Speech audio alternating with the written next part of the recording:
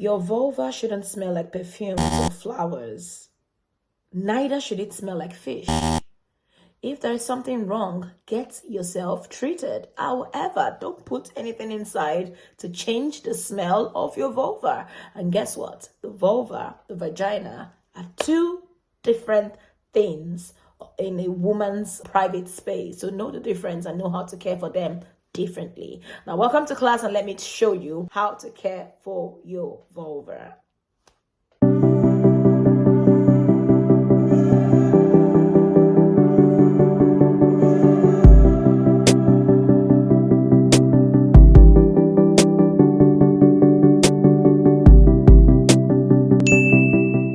All right, welcome. So, number one thing is the vulva is I wish I have a template to show you, but hey, I will get it one of these days for teaching purposes.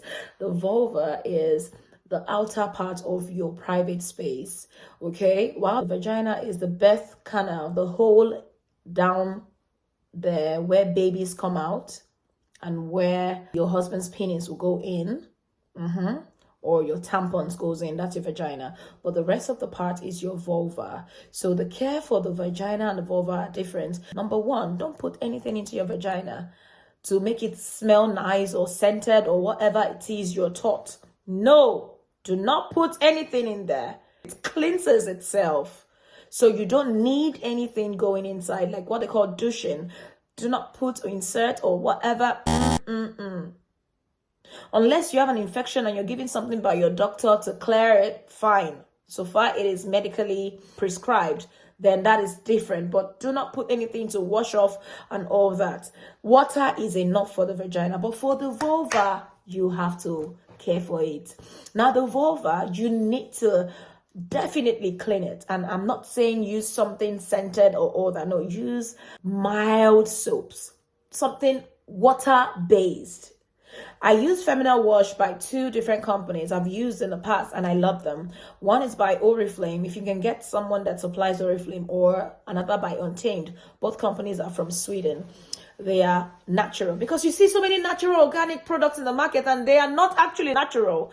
They are chemically based. You just see them write organic feminine wash. It is not true. Read and find out, do your research. So you don't just get anyone off the shelf and thinking you're doing yourself good but harm. So get a water-based feminine wash. If you can't find one, use baby soap, something that has no scent. Ones that have no scent. You don't need that place smelling like perfume. It shouldn't. You just need it clean. Use a clean towel. Have a vagina towel, vulva towel rather, I would say. Something that is soft. You pour it into it and then don't use your sponge and start to wash like you're washing the back of your pot. No, don't use your sponge on your vulva. If you are washing and you are scrubbing and it's sweating you, you have an infection, go and get treated. That is bloody. So use a mild towel or mild foam and then clean that place. You know why you need to clean that place? Because you're cleaning from sweats. When you go about your day, you need to clean. Even if you are too cold, maybe you're in a cold city like the UK and you don't want to have your bath, you have to clean down below because of sweat, because of urine droplets, and because of your discharge. These three things are very necessary to cleanse yourself off so you don't start having an awful smell down there. Another point is use panty liners. Always line your pants with panty liners. That way you are sure to be more comfortable so you don't get soggy down there with all the sweat and all the secretion down there, and or when you're going about your day you're not feeling comfortable, and then all of this moistness will breed bacteria. So wear panty liners to keep you dry and clean. And then you know that your pH balance is acidic, so you need to be careful so you don't alter your pH balance by either washing your vagina with some chemically based, you hear them say chemically based, you're douching and all that, or spraying. Some people don't wash but they spray. You don't need any vagina spray. You don't need all of that. You alter the chemical balance, the pH balance of your vagina. You notice that it's acidic. When you're down of your pants, you see that it gets to be bleached. When it's acidic in nature, leave it. It's natural. Leave it like that. Don't alter it. When it is altered, you will start to itch. Infection will will be bettered. So leave it like that. Another point is make sure you wear silky pants or cotton pants. These are breathable. This will help the vagina breathe during your day. Not all those thick, like you're going for war. Try as much as possible to use cotton panties. And then another point, differentiate your pants.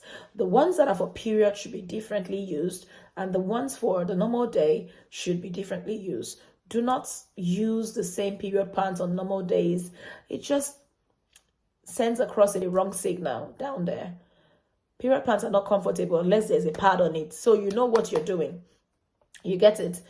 It depends on the period pants anyways. I know what I'm saying. I'm just saying, just use the right pants for the right occasion. Okay? Talking about pants, where do you spread your pants? You need a bit of sunlight. You need heat. When you wash your pants, ensure that heat touches it. If you don't have heat, you don't have sun in your area, ensure that you can iron it. Ironing it will kill any germs or any bacteria that is living on the pants. You know, sunning your undies is a good way to air them. Unless wherever you're airing them, it dries very well. Kakaraka, then you're good to go.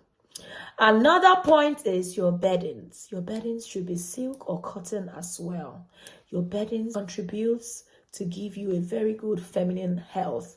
You should be able to sleep on beddings that are clean and that are very breathable for your private space. Most of them all is you should sleep naked. Do not go to bed wearing pants and undies. Why do you go to bed covering up?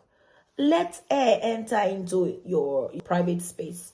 If you're not married, you still need to sleep naked. I am not saying naked all through, but at least don't wear pants.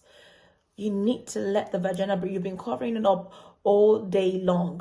Let it breathe at night. You don't have to get naked, like you don't cover yourself up if you have a full house. No, cover yourself up, but make sure you can breathe down there. Okay. Another point is during your periods, make sure you change your pads or tampons between 3 to 4 hours. If you check that you're not even fully wet yet, it doesn't matter. Some people will leave their pad, leave it, and you'll be wondering what is making you itch down there. To prevent all of those unnecessary itching and dryness, change frequently. Wipe up yourself, change differently. Now, talking about wipes, that's another point. I've said so many points already about the care of the vulva and the vagina. Are you people taking notes? And if you've not subscribed at this point, I don't know what you're waiting for. Why have you not subscribed? Subscribe, share this live to help someone who has a vagina or a vulva. Share this live, give it a thumbs up because I know you're getting a whole lot of value. Okay, talking about wipes, the best way to care for your vulva is having wipes in your handbag. Okay, carry wipes wherever you go in case you need to do the number 2. It is always ideal when you do the number 2 in the house and you wash off with water and unscented soap. Then clean yourself up when you poop. But then if you're out, you can't start looking for water and soap. Use your wipe. Clean well. Wipes that are not scented also. Wipes, baby wipes, yeah, for bum. Clean it. Use your wipe to clean in case you do number 2. Even in number 1, clean well. Clean. After you're doing, that place will be wet. Don't leave your vulva area wet. Use a dry tissue to now wipe off any excess wetness. That way you are fresh. Until you get home, you can have your bath. But using only dry tissue to clean your bum, whether in the house or outside, no. So get a good wipe and put it in your bag in cases of emergencies. This care of your private space is very ideal. This matter is a very serious matter. Mothers, share with your daughters this knowledge you're getting because they don't know. Wives, share with your fellow wives. Sisters, share with yourself. Husbands, share with your wife. Whoever is watching this, share it. So you can help her. Some ladies are insecure because they have some smells that are coming down below that they don't like. You should smell fresh. These are the little things you put in place that will help you smell fresh.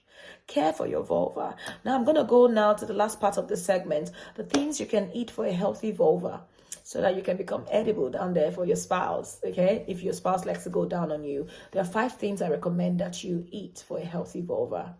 Take your pen and get ready to write down. Number 1, yogurt. Now I'm talking about natural based yogurt, Greek yogurt, or all sort of natural based yogurt. It is very good for a healthy vulva.